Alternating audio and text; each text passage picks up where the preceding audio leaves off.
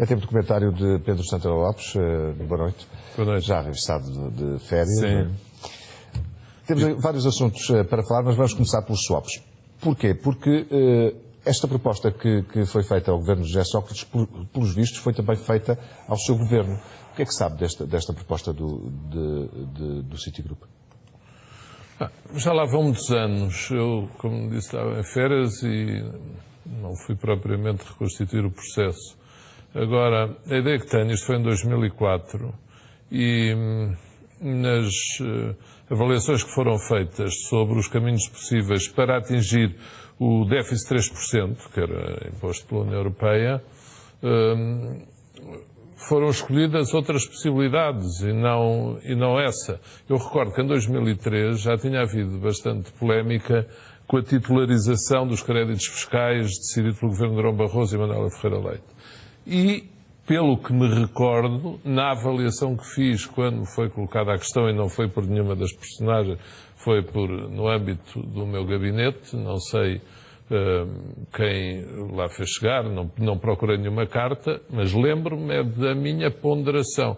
Entendi que não era o mais adequado aos interesses nacionais naquele momento estar a fazer qualquer forma de contrato com uma entidade financeira. Acabámos por optar por uma via de venda de património também que foi chamada pelo Eurostat e depois fizemos a opção pelo Fundo de Pensões da Caixa Geral de Depósitos. Mas percebia nessa altura, ou alguém do seu gabinete ou dos seus assessores perceberam que podia ser um mau contrato para o Estado, apesar de ser bom aparentemente para o déficit?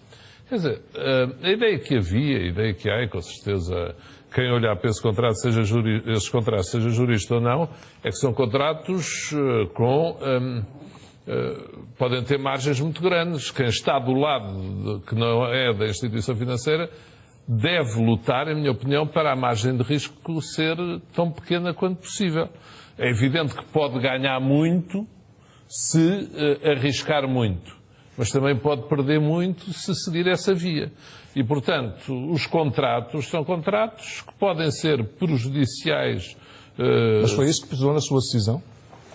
Não, com franqueza não, porque eu não cheguei a analisar nenhum contrato em concreto, nenhuma proposta de contrato em concreto. Foi uma opção de caminho, fazer assim, não, eu não quero nada com instituições financeiras neste momento, prefiro que seja feita ou uma venda de património, por concurso público, claro, transparente, ou então que o Estado decida tomar posição no Fundo de Pensões da Caixa Geral de Depósitos e assumir a responsabilidade desse Fundo de Pensões, porque é uma instituição pública, de capitais públicos, e, portanto, pareceu-me que ficava bem ao Estado esse caminho.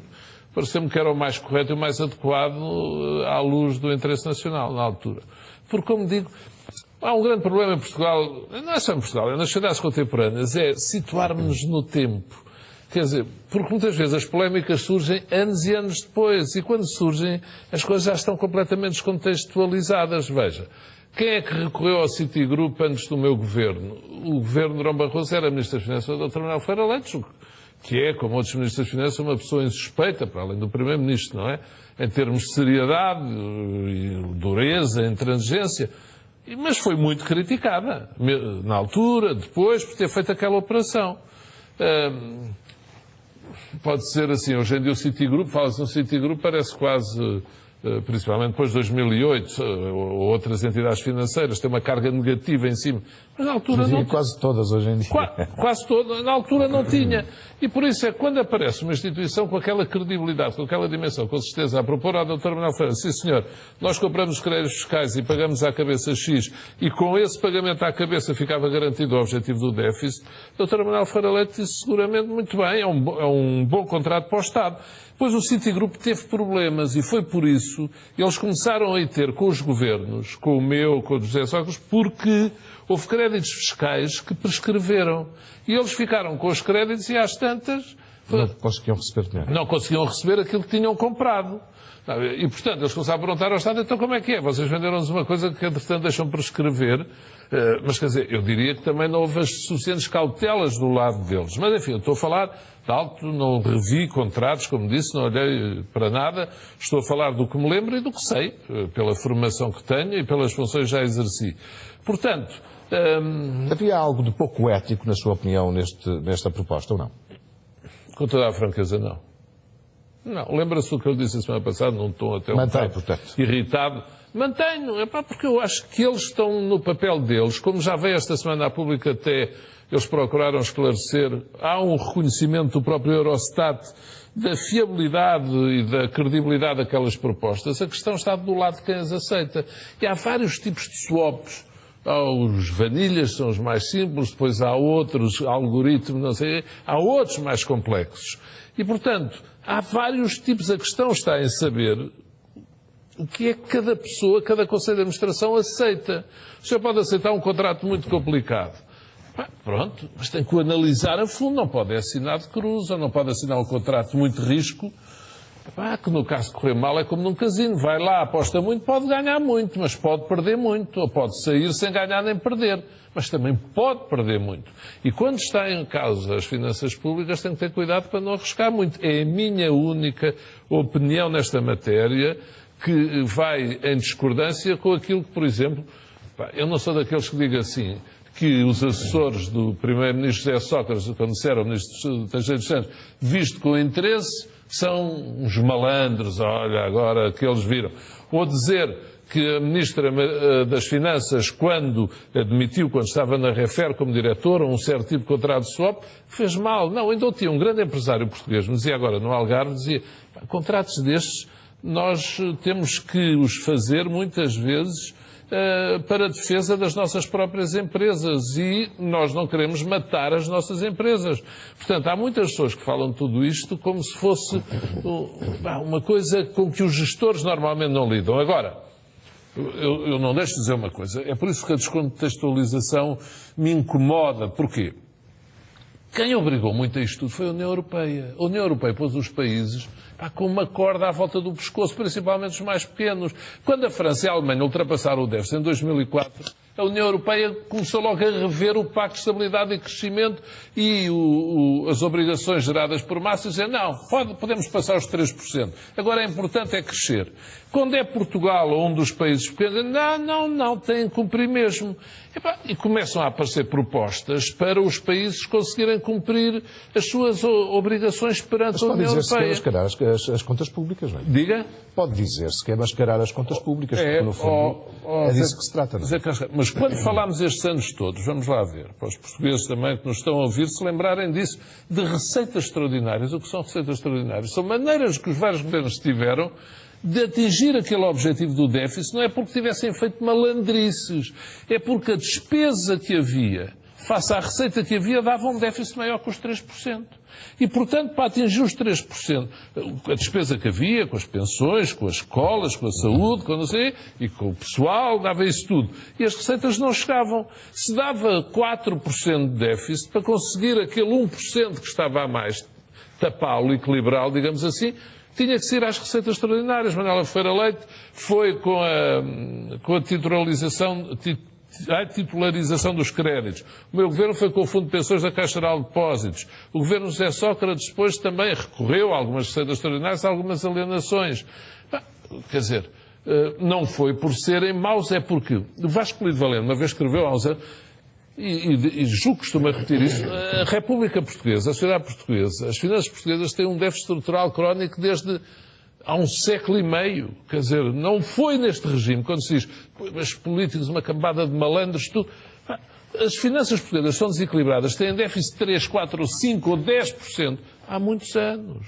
Umas épocas mais, outras épocas menos. Nós tivemos uma ditadura de 48 anos, que veio um senhor pôr as finanças em ordem, não pode ser em democracia, foi em ditadura, porque as finanças estavam a ser descontroladas. Porquê? Porque há sempre mais despesa do que receita. E para agora conseguimos equilibrar é que se fala neste corte, que eu considero um perigo, pode passar de 4,7 para 2,6 ou 4, ou seja, continua a ser muito perigoso para este levantar de cabeça que se está a sentir na economia portuguesa. Está a ver? Pronto, como já tive ocasião de referir aqui. Portanto, eu não considero os swaps, foi por isso que eu disse, não gostei da cena, aquela cena do secretário de Estado. Pronto, ele depois, pelos vistos, acabou por, como vocês diziam a semana passada, mas então não se lembra de ter estado numa reunião.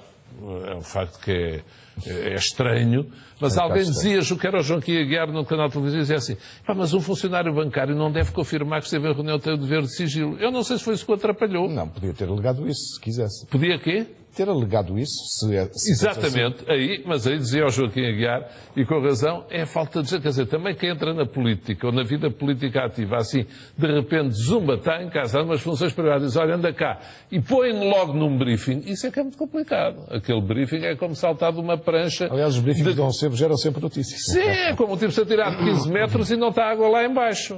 Mas a questão dos esquecimentos, lembrei-me agora de um que é importante e gostava de ouvir o seu comentário, que foi, porque é sobre Rui Machete, que também não se lembra muito bem porque é que comprou ações da SLN a €1 e, na altura, sendo presidente da FLAD, para a FLAD comprou a 2,20. Uma diferença. A FLAD acabou por ganhar dinheiro. Ganhou mas muito mais que muito ele. mais. E ele não se lembra porque é esta diferença de valor. Olha, mancha também um bocado a imagem de Rui Machete. Eu vou dizer assim, eu não quero fazer, e os espectadores não estejam a ouvir dizer assim, olha, aquele a fazer de anjo, julga que são todos anjos. Não. Mas o que é que eu acho a propósito da contextualização, descontextualização? Estas pessoas todas que aparecem ligadas ao BPN esquecem-se de referir uma coisa que era básica, quer dizer assim, nós éramos muito ligados ao BPN, éramos amigos do Dr. Oliveira e Costa, Dr. José Oliveira e Costa, e, portanto, tínhamos da parte do BPN, que na altura era um banco credível em 2000 ou 2001 ou 2002, os dirigentes dos órgãos desse banco tivemos um tratamento que era um tratamento, pode ser, de simpatia, de favor, para os dirigentes desses órgãos.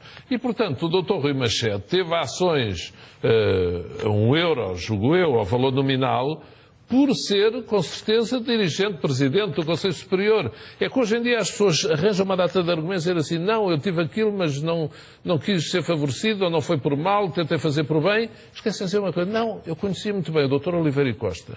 Eu também o conhecia. Eu lembro-me naquela altura... Tá bem, isso pode acontecer, mas Pedro Santana Lopes, neste caso, sendo uma pessoa que é presidente de uma fundação, pode também, imaginemos este cenário, por serem amigos, dizer, Sr. Rui Machete, você compra-me este valor, que é caro, mas eu, em contrapartida, vou-lhe vender a si, pessoalmente, por este que é muito mais baixo. Ou seja, dá para pensarmos assim também, não é? Pois, eu só estranho, eu admito que na altura houvesse regras para o valor da subscrição para entidades como essa. Pelo que li, a FLAD comprou 4 milhões e tal de ações. Sim. Portanto, terá ganho umas centenas de milhares, 600 mil, não sei. Mais de 600 mil. Rui Machete ganhou 30 mil euros. Para o cidadão que vive com dificuldades, que nos ouve, diz assim, puxa, é muito dinheiro.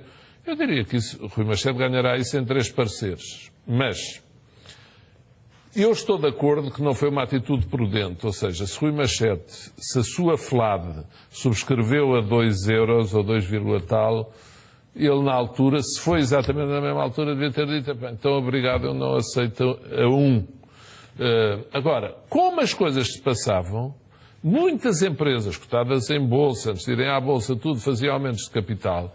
Nos anos 80, nos anos 90, nos 2000, e dizem muitas vezes, colocam junto os seus funcionários, dirigentes, assim, querem ficar com parte deste capital. Ali a questão é que depois a SLN comprou aos próprios outra vez. A sociedade-mãe, digamos assim, o principal acionista do BPN. Comprou, neste caso voltou a comprar o Dr. Rui Machete. E a questão, eu não acredito que ele tenha vendido com garantia de preço de recompra, porque senão, de facto, e com a FLAD a subscrever, é um negócio que merece mais explicações da parte do Dr. Rui Machete. Mas a verdade é que ele diz que já não se lembra porque é que isto aconteceu. Ou seja, isto a propósito das... Não, há duas coisas. Há a descontextualização e a falta de memória. E a falta de memória. A falta de memória é grave em assuntos sérios. Não deixo de dizer. E uma pessoa, mesmo que não se lembre, tem que se lembrar. Tem que ir procurar reconstituir. Público, não é? Tem que procurar reconstituir.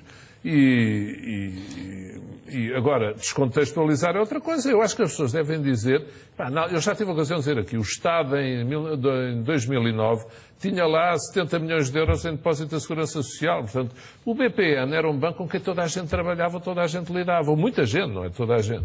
Na altura, Dr. Oliveira Costa tinha sido secretário de Estado. Eu lembro que era presidente da Câmara de Lisboa em 2002, 3, 2004. O BPN tinha processos com a Câmara, tinha processos com o Governo, tinha processos com o Estado. Sim, mas só porque para a maior Viam em parte todo dos, lado dos portugueses veem as coisas de maneira diferente. E veem Hoje em Cavaco dia- Silva tinha ações da SLN, ganhou dinheiro com a SLN. Rui Machete, a Fundação FLAD, enfim, montes de gente, digamos assim, usando palavras Não, as pessoas simples. torcem-se hoje em dia pelo BPN. E agora terem estamos nós estado a pagar, o BPN. estamos a pagar nós o BPN, Pois é. nós os contribuintes. Por isso não é que há uma Portanto, obrigação acrescida de não haver falha de memória. não deve explicar bem isto. É porque pelo as pessoas desastre querem que saber, aconteceu não é? depois. Exatamente. Agora, na época, quer dizer, eu acho que as pessoas, porque senão isto é horrível. Eu li o Expresso sábado, por exemplo, e não gostei do que li. E, portanto, o que eu tive aqui a tentar contextualizar é um esforço que eu provo para tentar perceber o que é que uma pessoa que eu conheço há 40 não diga, há 30 anos, e que tenho na conta sempre de uma pessoa séria e íntegra, como toda a gente tem dito, então porque é que faz aquilo que parece uma asneira e uma coisa que não é muito bonita? Está a ver porquê? Tentei contextualizar. Agora, ele também tem que tentar puxar pela memória e reconstituir os passos todos, porque os portugueses, de facto, a desacostar um dinheirão aquela confusão toda, vou usar uma palavra simpática, em que aquilo se tornou. Exatamente. O Governo tem estado sob pressão por causa destas notícias. Agora vêm as eleições autárquicas e hoje 3 candidatos PSD que são impedidos de se candidatarem. O mais conhecido, digamos assim, Álvaro Amado, que ia concorrer a Guarda. É um erro do PSD estratégico ter apostado neste confronto quase que legal? Eu já disse, já escrevi há vários meses que sim, nesta perspectiva. Acho que o PSD devia ter feito tudo para a Assembleia clarificar o sentido desta lei. E não fez. Outra coisa é insistir nos candidatos. Agora, se queria insistir nos candidatos, devia ter clarificado a lei. Porque neste momento os tribunais estão vários, julgo que houve um em Évora que disse que 5 podia ser. É um candidato do PCP. Houve vários tribunais em vários sítios do país que disseram que não, que recusaram as candidaturas, as impugnaram. A questão é até onde que isto pode chegar, porque Álvaro Amado já disse que vai primeiro reclamar, enfim, estamos nas férias judiciais, depois pondera o Tribunal Constitucional. Com os prazos que todos nós sabemos, chegamos já à porta das eleições, garantidamente. O que quer dizer que o PSD pode ficar, mesmo à porta das eleições, sem candidato, não é? Pode. Se puder, pode. Eu acho que o PSD já sabe, por isso eu não concordei com este caminho, não concordo, e acho que é um risco muito grande que pode sair muito caro. Ainda por cima, num tempo em que as sondagens nem estão a ser nada antipáticas para os candidatos do PSD em relação àquilo que se esperava. Quer dizer, em Lisboa não está fácil para o candidato do PSD. Mas esperava-se que não fosse fácil, não é? Sim, já sabia que não ia ser fácil, mas toda esta salada russa não ajuda, desajuda. Sim. Eu ainda agora vinha para cá e vi um cartaz dele com candidato a presidente de junta ali na ajuda, vinha a passar na ajuda. Quer dizer, se o Tribunal Constitucional diz que não pode ser, como é que é? Não vai haver tempo a pôr lá a cara de outra pessoa.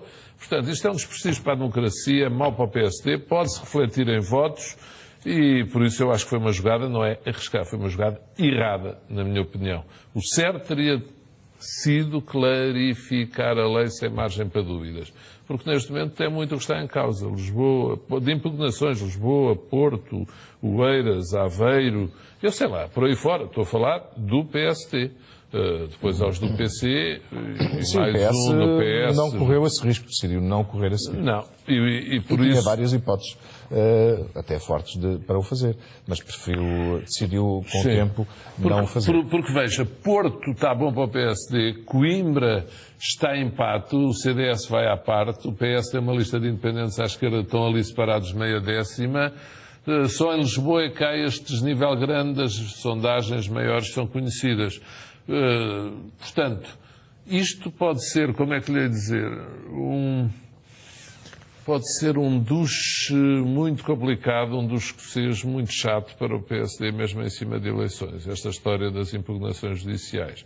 E o Tribunal Constitucional é colocado aqui perante uma posição muito delicada. Muito delicada. Muito delicada. Ser bem sustentada, não é? Com certeza. O Tribunal Constitucional diz não podem ser candidatos. Vai ser um fogotório quanto ao Tribunal Constitucional do Norte a Sul do país de várias... Os laranjinhas à solta, não é? Que são gente aguerrida.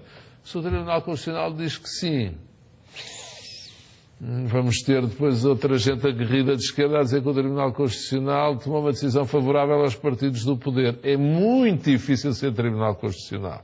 E num caso deste, devo dizer, o novo Presidente do Tribunal Constitucional e o novo conjunto de juízes têm, de facto, apanhado cada encomenda, passado pelo poder político, para o Poder Judicial, que de facto depois anda sempre a dizer que o Poder Judicial mete o nariz na política e agora é o próprio Poder Político a dizer ao Tribunal Constitucional, olha, desengomem-se, desembrulhem-se agora. A lei não estava muito bem feita, agora desembrulhem-se. Façam, digam o que quiserem, logo se vê. Eu acho, sinceramente, muito perigoso, muito complicado e, como você diz, tem que ser muito bem fundamentado. Muito bem fundamentado. Bom, esta semana também a Grécia, sabe-se que a Grécia vai ter um novo resgate, não é? Nem sequer será um segundo resgate, já é mais do que, já nem sei qual será. É para aí o quinto. É para aí o quinto. O que dizer, são situações muito diferentes de Portugal e da Irlanda, mas as pessoas da rua questionam-se o que é que valerá mais a pena, sofrer como sofre Portugal para cumprir e fazer questão de cumprir, ou, ao contrário, pedir perdão de dívida e pedir novo resgate? Eu diria às pessoas da rua, que somos nós todos, que apesar de tudo vale mais a pena seguir o caminho que Portugal está a seguir. E porquê? Veja, estas tais notícias, a Grécia, toda a gente diz, a Grécia vai ter um segundo resgate, se calhar Portugal também vai ter depois, a seguir às eleições alemãs. Só que este discurso quase também oficial, que não é de rua, é de corredores de poder, tenta equiparar Portugal ao caminho que a Grécia está a fazer, eu acho que é inadequado. Porquê? Veja ainda as notícias do crescimento da Grécia no segundo trimestre. Baixou negativamente, desceu 4,6%.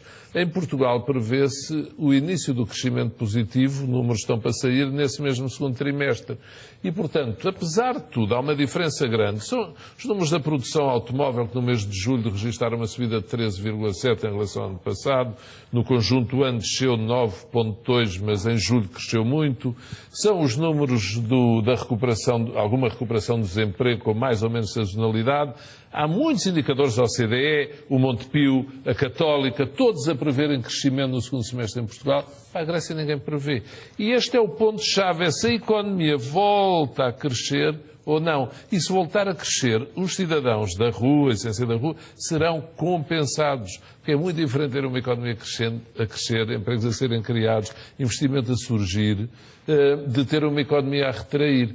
Eu, ainda há bocado, a seguir ao almoço, fui ao IKEA. Pronto, faço a publicidade. Sim. Mas, enfim, IKEA é o que é. E, portanto, são coisas que as pessoas vão comer. Cheio, completamente cheio. E olhei, eu estava a ver as compras, parece coisas para pequenos negócios, não sei, ou para empresas, muitas das compras.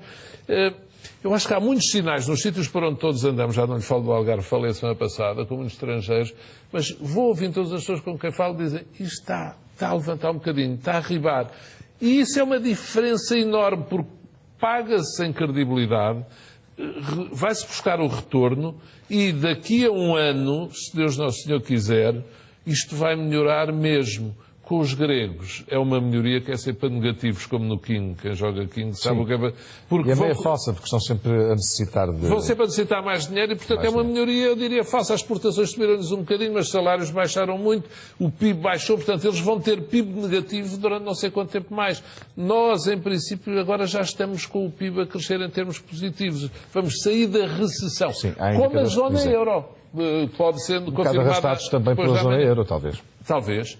Mas se a zona euro sai da recessão, que já também há uma série de trimestres, desde 2011, o último trimestre de 2011, que as coisas não se passavam assim. E Portugal a sair também, é um tempo novo, é um ciclo novo. E, portanto, lá está, lá podemos ir nós outra vez colar à Irlanda.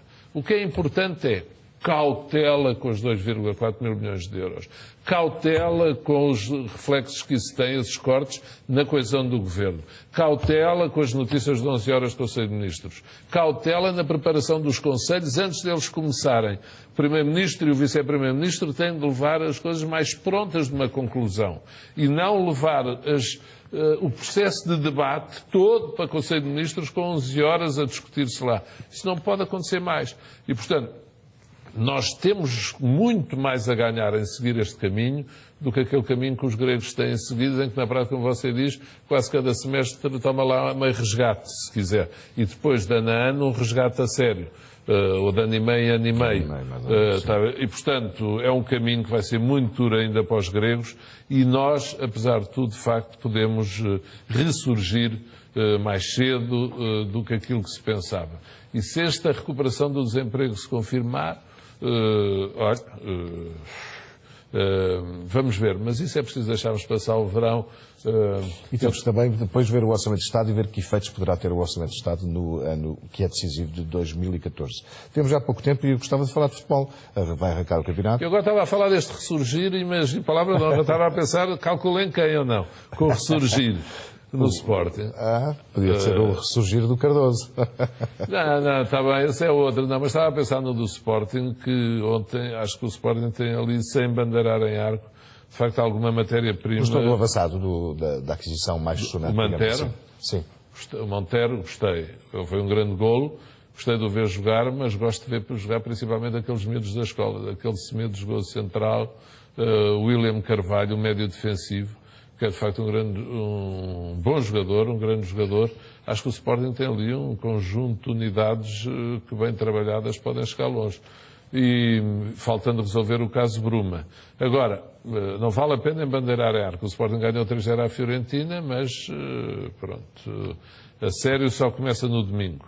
Acho que o Benfica vai ter ali, o seu Benfica vai ter ali uma estrada que não é fácil para... um jogo difícil, vai à Madeira, não é? Para garantir a coesão, sim. Mas o Benfica, atenção, isto dizer-se que o Benfica perder em Nápoles, que é uma coisa preocupante, Nápoles é uma grande equipa, sim, é uma das equipas principais do campeonato italiano. Mas o Porto venceu o Nápoles, não é? O Porto venceu o Nápoles por 3-1. Está bem. E para a próxima pode ser ao contrário. Portanto, o Benfica, isso, eu julgo que aquele resultado não quer dizer nada. O Porto é que parece, de facto, mais uma vez estar acima dos outros e ter trabalho adiantado. Porque, mais uma vez, parece ter conseguido bons resultados. Estar mais afinado, até em termos de sim, as jogadas que se viram ontem na primeira parte foram muito boas. Mais o Braga a jogar bem. E se o Passos Ferreira conseguir confirmar o valor que mostrou ano passado, acho que podemos ter um campeonato animado outra vez. Se o Sporting vier cá para cima, esperamos todos, de facto, que venha. Vamos ver. Espera um campeonato competitivo. Há quanto tempo é que... o ano passado foi bipolar, digamos assim, o campeonato. É que não é a 3. Já é há uns tempos. Já. O Braga intermeteu-se ali a meio, foi mais a 3 com o Braga do que o Sporting nos últimos anos. Sim, com o Palvento, os últimos foram com o Palvento. Sim, mas eu lembro que no Natal o Palvento ia a 11 pontos, ou seja, parecia que já não tinha hipótese e depois regressou. Depois recuperou e regressou à corrida. Espera um campeonato a 3 outra vez, ou a 4, neste caso com o Braga mais forte? Espero um campeonato, espero que seja um campeonato a 4. Pronto, se não se confirmar, pode gozar comigo daqui a uns meses aqui, ao pé de Natal, mas espero um campeonato a 4, porque acredito que acho que este presidente do Sporting, este treinador, estão a ir bem, estão a fazer um trabalho como deve ser, espero que mantenham este rumo, que se mantenham nos carris, que dêem um exemplo ao país.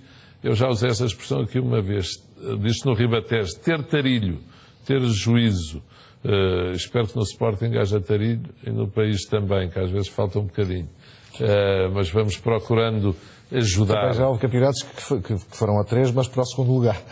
E muito frequente. O quê? Com o Porto lá em cima? Com o Porto lá em cima e os outros a lutar pelo segundo. Também já vamos ver se este ano é assim outra vez. Vamos ver. Pedro Santana Lopes, obrigado mais uma vez. Até para a semana. Está cá para a semana? Não, vou de férias no sábado finalmente. Não é? Estou pronto. A ver se... Boas férias. Se descansas um bocadinho. Obrigado. Merece. Boa noite.